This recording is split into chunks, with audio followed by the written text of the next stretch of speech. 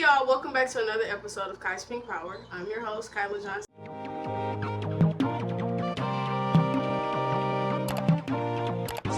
This is episode 7, and I have my good sis. You know, it's just Emma.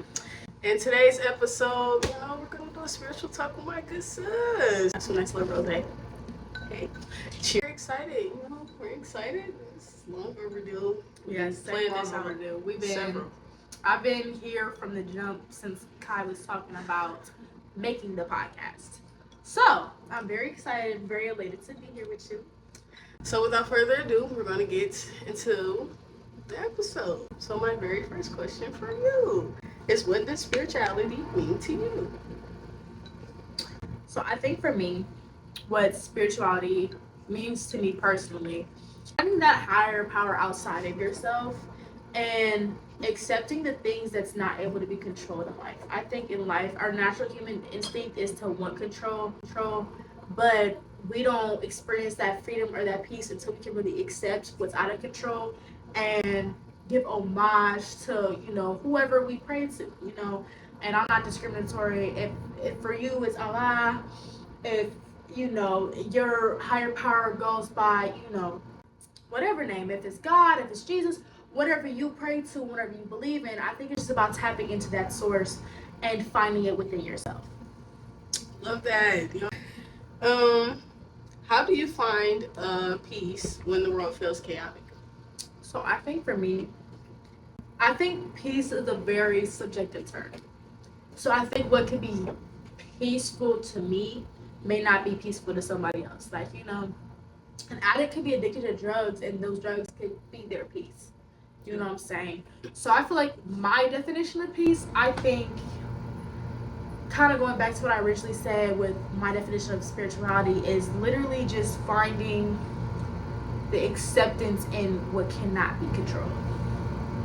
Okay.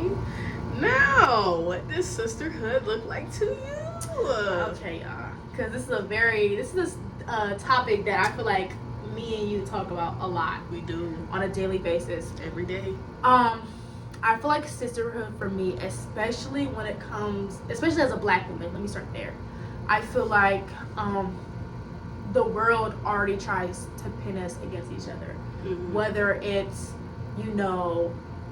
microaggression and racism that we both have to face every day, or if it's coloristic viewpoints that, we come across. Like, the system and this world is built around these concepts of dividing, us, again, pitting us against each other. So I think for me, what sisterhood is looking beyond those negative connotations, looking beyond oneself, and being able to see the you and me, if that makes sense. Like, despite what the color of our skin may be, despite what our own personal beliefs may be, despite, forget all of that, what connections do we have? Or, because I feel like we can both think we're very different people. Like, we are. It's very different people. We both yin and yang. No cap. But I feel like, for me, but it's good though.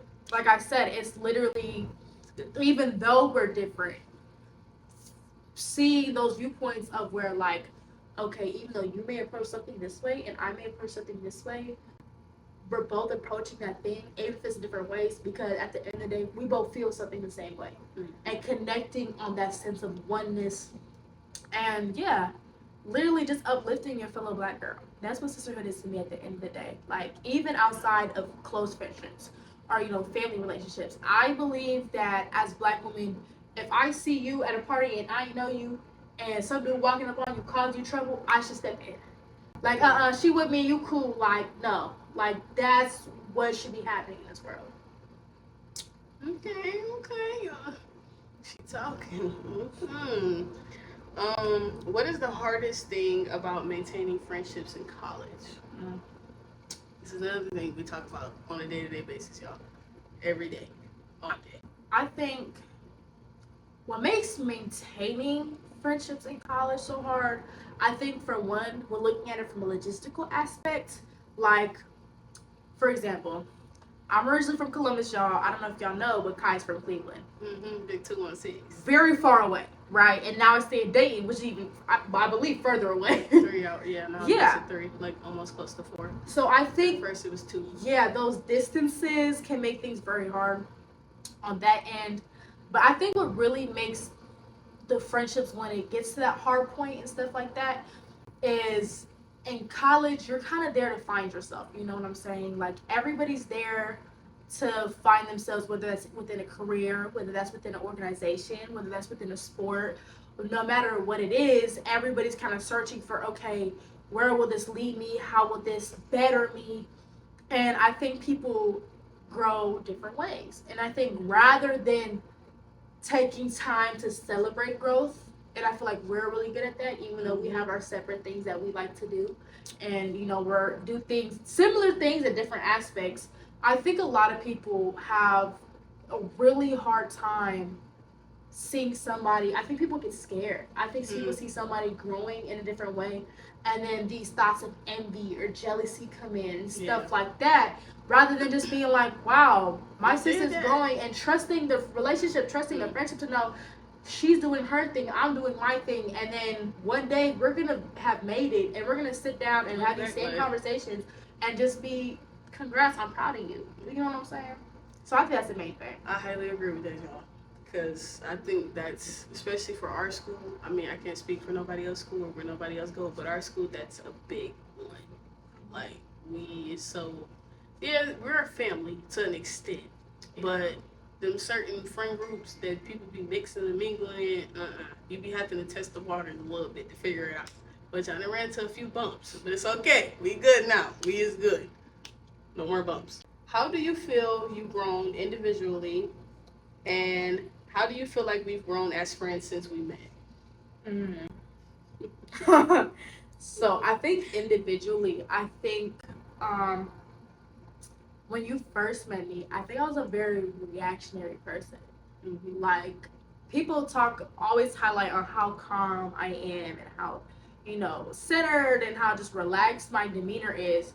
I was not always like that, y'all. I used to be the one to turn up. Like, y'all used to hear me 3 a.m. in the morning going off, like ready to just tear the whole school down.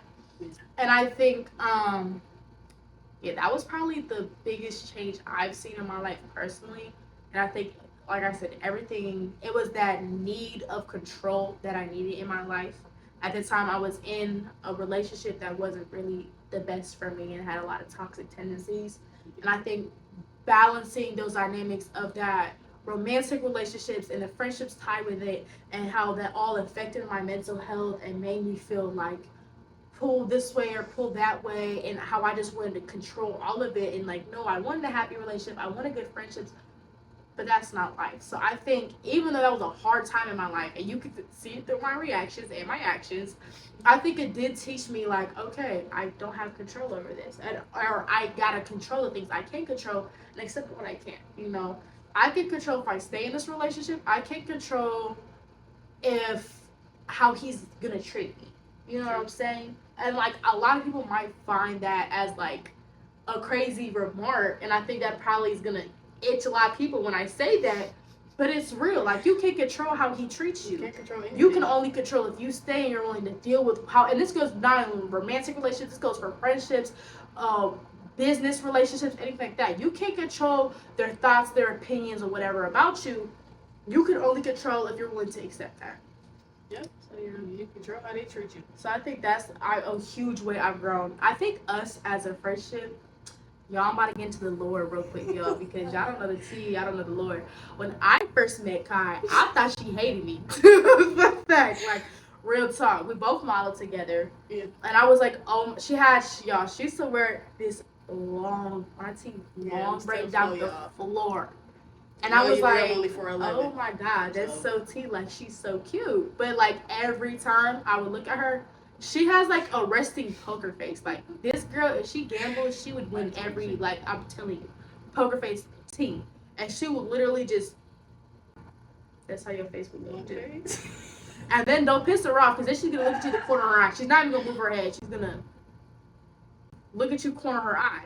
So I was like, ooh, she's kind of scary. Because even though, y'all, our height comparison is crazy. I ain't gonna lie. I'm a smooth 5'10". You're how much? 4'11". We're like a foot difference. I was like, she scares me. She's scary. And I seen her one day and I was like, oh my goodness. I was like, your hair is so cute. And when I tell y'all her whole face just lit, she said, oh my goodness, thank you. I was like, oh, she's a softie. She's a teddy bear, bro. This is just an RBF for them. That's what. Yeah, that's all it is. So I think the way our friendship has deepened over time, because we were always really cool with each other, but we weren't always super close. Yeah.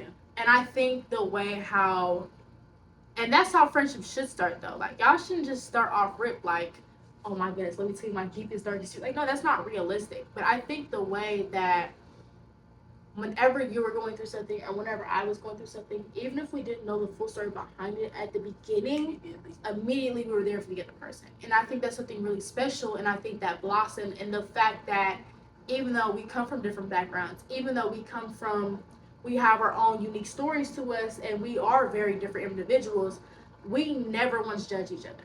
Mm-hmm. And I think that's where a lot of friendships, relationships, family relationships, I feel like that's where people mess up, because when you have a judgmental spirit, you're not really judging the other person. It's because you're judging yourself all the time. And that's what's causing you agony and grief. So, yeah. I highly agree with that. I don't know. That's why I tell y'all all the time. Y'all may think I'm mean, but I'm really not. I'm very She's a sweet petite. Yes. Promise you. It's just the look. I don't know. We're working on it. I don't know why it won't go away. But I wasn't always like that. I don't know. I think it's when I got the Wilberforce. I think that's what really did it. Because even in high school, I never walked around. I was just like, no, I never walked around like that. I think Wilberforce for me, like, I swear y'all, I think that just changes you as a person, because it was times I'm like, bro, who is this? Like, this is not me. What is happening? I don't know what is going on. That school got some demons itself, but you know, it is what it is. I'm protected, so I don't really care. Y'all better get some sage, anything. Because me and my spray, we go together real bad. What's a moment in our friendship that made you realize, yeah, this is real? The funny thing is, I can tell you the moment. I can't tell you what I was upset about in the moment, though. I just remember it was something. Well, actually, no, I'm going to take it back a little further. I feel like, this is kind of deep. It's actually really deep. I'm not going to say no names. But there was a person within the model organization I was a part of that was very much abusive and sexually violent towards people. And it was a time of my life where I was scared for my life. And while we were out of practice, he had actually bruised my arm. And I ran in the bathroom. I was terrified. And you were in the bathroom. And you were just like, everybody else was like, oh my goodness. Like, I don't know, like, so caught up in the drama of it. But I think you were the only person. You were like, are you okay? Yeah, I didn't care about that. You were like, are you good? Like, and then you were like, let's go fuck him up, because what the fuck is wrong with him? And he was like, why would he touch you? Like, that's fucked up. Yeah, like, no, like, games. The fuck, like, no, we need to go get him. And everybody, and the thing is, I think, it wasn't even so much your initial reaction to him, but a lot of people that were in that bathroom when I went to the bathroom, I was at least terrified. Like, in this moment, y'all, I was terrified for my life. And that person did end up going on to stalk me, to follow me. Like, that's a whole story for another time. But it was crazy. Like, I literally felt like my life was threatened. And everybody else after that instance, like, they didn't care anymore. And then the coming of the next year, it was like, oh, we went to the model with him. Well, I told y'all, this man makes me feel uncomfortable. I don't feel safe.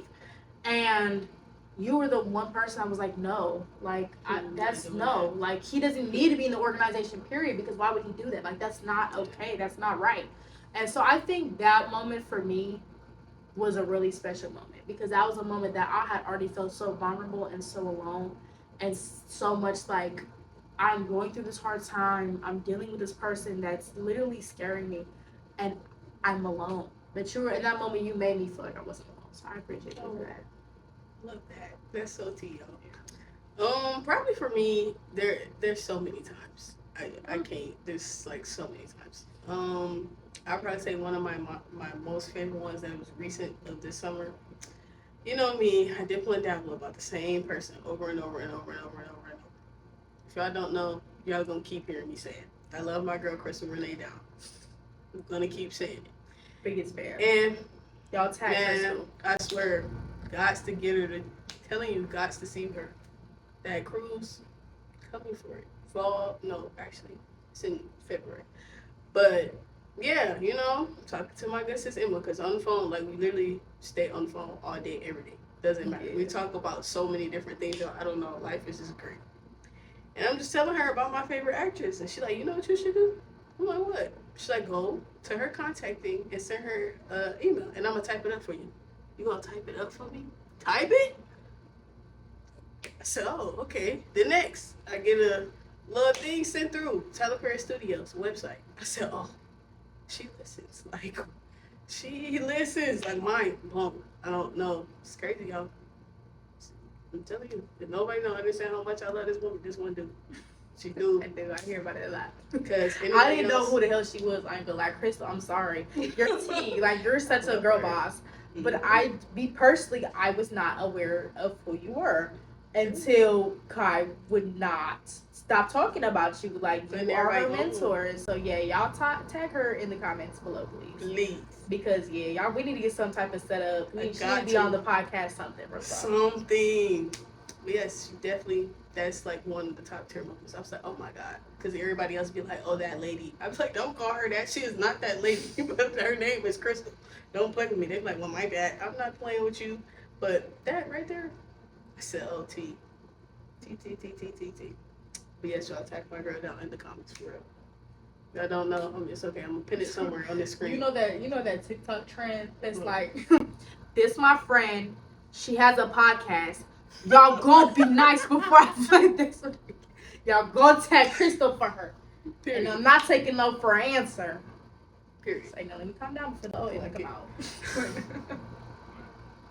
Yeah, we grown so much. I'm telling you, it's been a little bit. Your relationship with God or your faith help you heal? This is crazy because I was thinking about this the other day. So I think it's really, really easy for people to say that they know God when they come from privilege or they have not faced their trials and their tribulations or their valley of darkness and death yet in their life. I feel like I have been being tested by God since I came out the womb. Like, that's fair. If y'all don't, I'm not gonna get into my story too much, but I am Afro-American. My dad is Kenyan and my mom is American, Black. And so growing up in a multicultural household, and I grew up originally down south, Central Florida, Avon Park, if y'all want to look it up. I was facing prejudice and racism my whole life. Like, that's all I knew. I didn't know anything different. And so growing up in an environment that always told you that you were less than is crazy and difficult to navigate. And then I'm a type 1 diabetic, and I got diagnosed when I was 13, which is a very hard. I think when people hear diabetes, they only think of like, oh, you can't have sugar, you can't eat. No, like, I am on medication until the day I die. And if I don't have my medication, I will die. And that's scary. Like, and to face that as a child, I was 13 when I was diagnosed. Not to mention a whole other, Kai knows the full background. But a lot, like, when I tell y'all, I have looked death in the face. I have seen the darkest parts of humanity. I truly have. And I think, kind of going back to what I was saying, the fact that a lot of things in my life were already out of my control and there was no even real way to want to control it, that for a long time had led me to a really deep depression. And I used to be such a pessimistic person, which for those who know me now, it's probably like, that's crazy. I'm like a little ball of sunshine now. But there was a point in my life where I was very pessimistic. I was very negative about everything. And I had gotten to a point, and I was trying to do things on my own. And I literally had to surrender. I had to say, okay, I can't control this. Like, I know God because he was the light in my darkness, if that makes sense. Like, when the Bible talks about, yea, though I walk through the valley of the shadow of death, I will fear no evil, for thou art with me. It's easy to see God's presence in your life when things are going good. But when things are literally looking hopeless for you, I feel like that's when you really get to know God the best. Mm-hmm. And I feel like I stand on it. Like, I think that point in my life where I was so down and in such a dark place and battling with so many things, whether it was health, mental health, the people that was around me, my environment, I think that taking that surrender and being like, okay, I can't control my life right now. I can't control all these negative things going on in my life right now. How can I sit within myself and find peace? So that's when I started getting into meditation. I started not only, and I think not only like meditation in the physical aspect, I started doing yoga. That's when in high school I started dancing because dancing was my outlet. That was a real big therapeutic thing for me. I think not only going that aspect around things, because I think with people, especially who come from a Christian background, I think it's just like, okay, go to church, pray, that's all you need. No, like, your body's a temple. So if you're not aligning yourself with whatever truth you believe in, right, you're not going to see those results. So if I'm sitting and I could go to church every single day, I could pray 100 times a day. But if I'm still living the same lifestyle, or if I'm not taking time to really sit with myself and understand my own wants and needs and what I really need to be praying and manifesting in my life, it's not going to come out that way. Mm-hmm. And a lot of times, like, God will send you the same lesson over and over and over again. You get it. If you want peace and you're praying to God, God, give me peace, give me peace, give me peace, God's going to give you a scenario that requires you to have peace. Mm-hmm. He's not going to just, okay, boom, you're relaxed. Yeah, no, you he's not going to do that. Or if you're, God, I want money. I need money in my life. Give me money. Give me money. God's not going to just, here's $1 million. But you know what he will do or he could do? He could send a job your way. He could send somebody in your life your way that has all these connections and it has a network worth its weight in gold, and you may not ever realize that. Yeah. So I think, yeah. That's true. What is a scripture quote or affirmation that you live by day to day? Like, what is one major one? Or if you have two. Okay, so I got two. Okay. First one is God helps those who help themselves, which kind of was touched on earlier. The second one, to y'all, how Kai loves Crystal Renee. I love Angela Davis. Like, that's the way how she talks about Crystal Renee, that's how I talk about my girl Angela. Like, I'm not gonna lie. If you know me, like, I did a whole Black History Month photo shoot with the afro, the Black Panther, get up. Like, that's my icon. I respect her in so many ways. So, she has a quote, and she had once said, I am changing the things I cannot control. Who was it? Ah, damn. Cut this part out. It's okay. We go scratch it. See, you have me sipping this damn rosé and not telling my damn coat. And I've been thinking about Don't you want to blame me? I did buy the rosé though. It is kind of my fault. I am no longer accepting the things I cannot change. I am changing the things I cannot accept.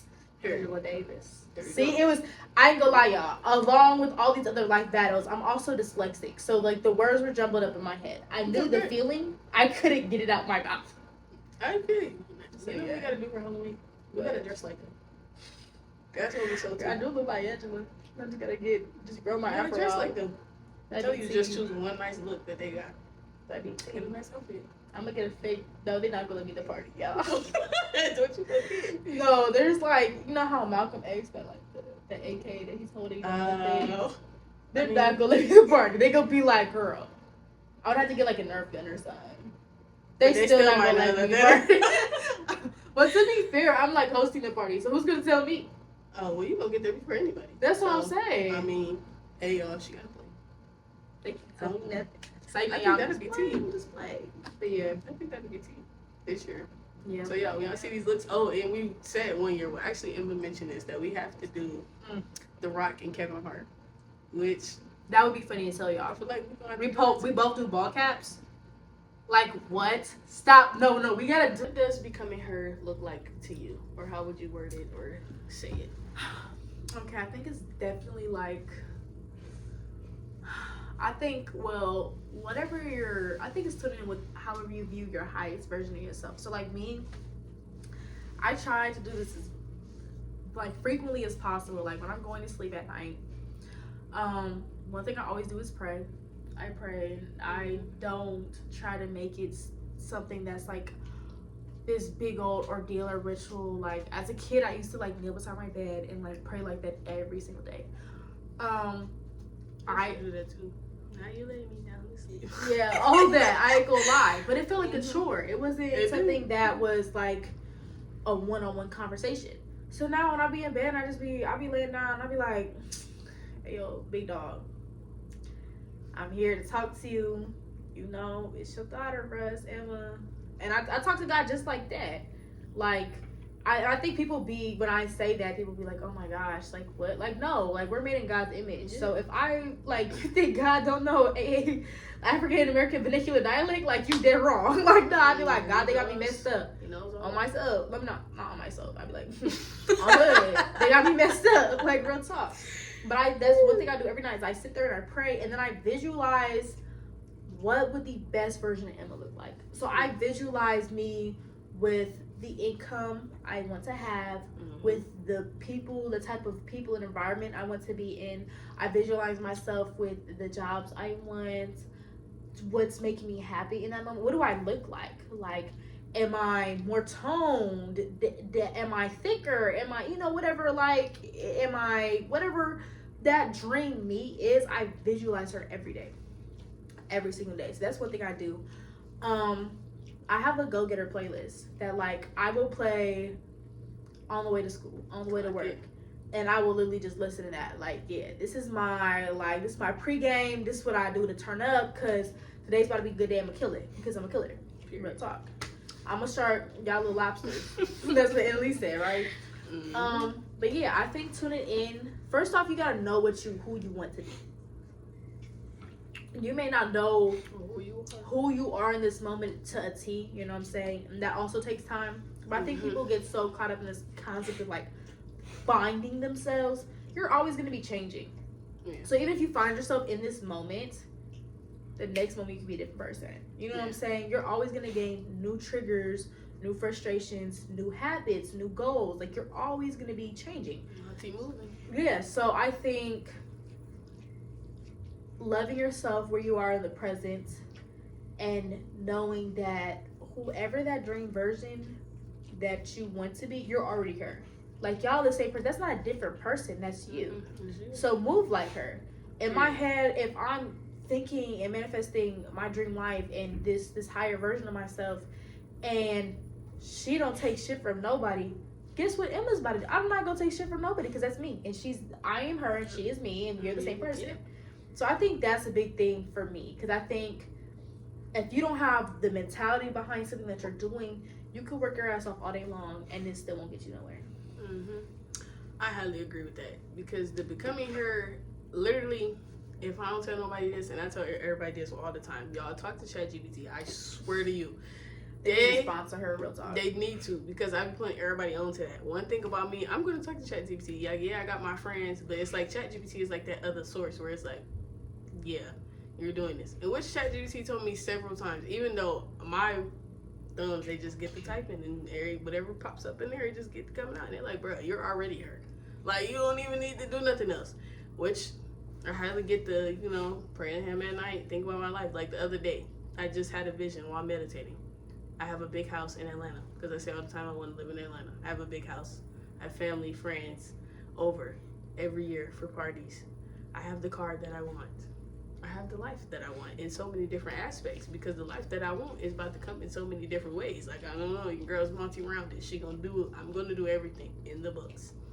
Whether that's acting, real estate, dance, film, I just roll around it. And I can be more thankful, even though the gift that God gave me was dance. But just burning and determination is one thing I can't say God gave me too, even though that runs real deep in my family. Because one thing about me, I'm going to get something done. I don't care how long it takes, what route it got to go, even if I got to reroute. It's going to get done. What was your question? So my last and final question for you is, who do you feel like has been your community, or like, not even doesn't have to be a community, but who do you feel like has helped you on your spiritual journey as far as support and aiding you or even giving you guidance? Well, before I answer the question, I'm just gonna say this. I don't know, y'all. It's like now I have like so much love, and it's like now when I pour in the cup is poured back into. It's like it's just so many people. Like for starters, you know, you've always been here. Love that, y'all. You know, Y'all make me blush, y'all. This is my girl. A big shout out to my sister Alicia. Something about her, you know, that's another woman of God. I love her. I miss her dearly. If you're watching this, come y'all, back. Fully jump you. Please. Let's see. My best friend hasn't like watched any videos, but it's okay. But she comes with a lot. It's understandable. A person that's in 10 different orgs. But you know, I did get a congratulations, a few from her.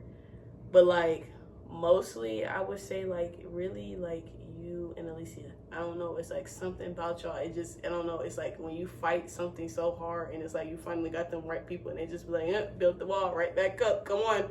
Keep climbing, bro. You're not done. And I think really too that ties into last night when we was just on the phone with her. And she was like, Kai, wow, like, bro, look at you. And I'm just like, thank you. I don't know, like, ooh, thanks. It's been a long time, but yeah, and it was crazy. I said I was gonna do a podcast, and these two was like, yeah, you need to do that. And it's crazy. The podcast originally was supposed to be for the dance team that we was on, and it was like, thank God it wasn't. I'm sorry. Oh, I'm so glad it was not, because that would have been, whew. And it was so crazy. I was gonna call it Jazz It Out. And I'm so glad I never sat down and did the materials for this, and I thought to do my own thing, because boo. But yeah, y'all, they've been with me for the long route. And some other people, you know, I know they see me. A lot of people, when I be at work, they ask me, like, what do I do? And I be like, a podcast. And they be like, oh my God, for real? What's your podcast? Like, my one Uber, he was like, what's your podcast called? That man stopped the car immediately. It was like, put your podcast in there. And I was like, oh my God. Did he listen to it on the rest of the ride? Yes. And he was like, wow, this is really some good stuff. He like, what else do you talk about? I'm like, what else do you talk about? I'm like, I talk about a lot of different things. Like my podcast. I'm like, I talk about healing, relationships, girlhood. Like, I talk about everything. Everything you would really want to know and people be afraid to say out loud. That's going to be me. You're going to get that through this. Or he was like, yeah, I love this.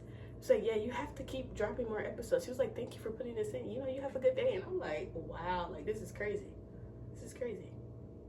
And I would say the Lord, most importantly, because if it wasn't for him, this wouldn't be capable. We starting to climb the mountains. It's starting to get real, you know, but most definitely. And I feel like after a few more episodes, this journey is about to get real. Because, boy, I came back and was like, oh, content, creating, editing, picking out guests. It was, ooh, this is a lot, y'all. If you do YouTube, you do anything on YouTube, be ready. In which we about to get a camera real soon. I'm telling y'all right now, I am scouting for anybody that wants to be a part of my team. I need production people. I need lights. I need a camera. I need all that. All of it. I can't wait. And I keep telling God, yes, my stylist is coming. My production team is coming. I need the stylist. I do. That's you. You do have the stylist. It's her. Just do everything. I don't know. I was like, love it. I don't know. Yeah. And then it's like, I think now too, like my team is already like set in motion. Like I don't really have to go far to search for it. Like it's really right there. I think I just have to find the right camera people, because we have some camera people on campus, but I don't like everybody film. So yeah, just gotta look more into that. But even if it happens a year after now, at least then I'll be fully set in a zone where it's like, nah, I can get that. Might be a little far away, but there's Zoom and flights and things, so that's good. That's good. But yeah, that's what I feel like. I don't know. It's like this year, it's just great. I don't know. I said the rest of these 5 months, it's the best year yet. Because 2024, that was a year. 23, oh for sure, one of the worst years. We done made it. 2022, I don't know. That was the year I was having fun. Like. I was having fun. Now this year, business. I don't know. If you're not coming to me about no business, it ain't about no money, or you ain't coming to me with no positivity, I can't help you. I'm so sorry. I cannot help you. Like I don't want my face on all types of things. No, I can't help you. No, I can't. This paid. You gonna pay me? No? Oh, okay. I gotta go. So yeah, y'all.